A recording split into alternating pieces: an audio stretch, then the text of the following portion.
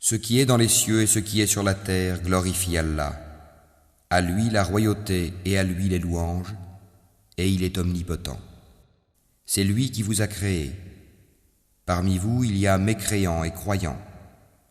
Allah observe parfaitement ce que vous faites.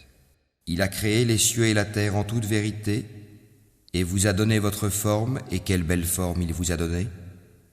Et vers lui est le devenir. Il sait ce qui est dans les cieux et la terre, et il sait ce que vous cachez ainsi que ce que vous divulguez. Et Allah connaît bien le contenu des poitrines. Ne vous est-elle pas parvenue la nouvelle de ceux qui auparavant ont mécru et qui ont goûté la conséquence néfaste de leur acte? Ils auront en outre un châtiment douloureux. Il en est ainsi parce que leurs messagers leur venaient avec des preuves évidentes et qu'ils ont dit « Sont-ce des hommes qui nous guideront ?» Ils mécrurent alors et se détournèrent, et Allah se passa d'eux, et Allah se suffit à lui-même, et il est digne de louange. Ceux qui ont mécru prétendent qu'ils ne seront point ressuscités. Dis, mais si, par mon Seigneur, vous serez très certainement ressuscités, puis vous serez certes informés de ce que vous faisiez, et cela est facile pour Allah.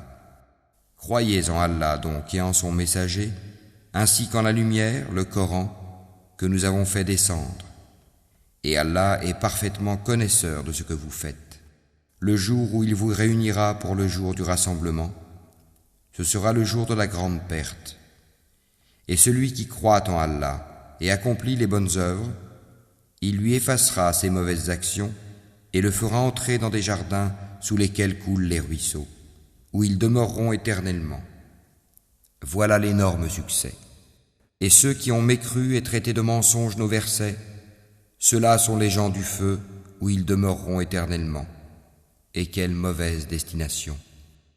Nul malheur n'atteint l'homme que par la permission d'Allah, et quiconque croit en Allah, Allah guide son cœur.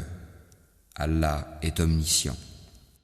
Obéissez à Allah et obéissez aux messagers. Et si vous vous détournez, il n'incombe à notre messager que de transmettre en clair son message. Allah, nulle autre divinité que lui, et c'est à Allah que les croyants doivent s'en remettre. Ô vous qui avez cru, vous avez de vos épouses et de vos enfants un ennemi, une tentation. Prenez-y garde donc. Mais si vous les excusez, passez sur leurs fautes et leur pardonnez. Sachez qu'Allah est pardonneur, très miséricordieux.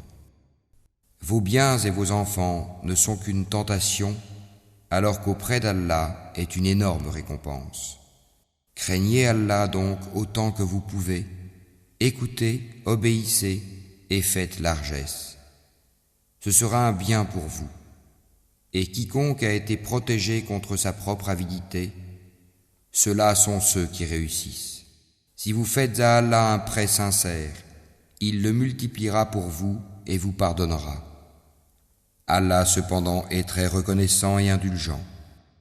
Il est le connaisseur du monde invisible et visible, et il est le puissant, le sage.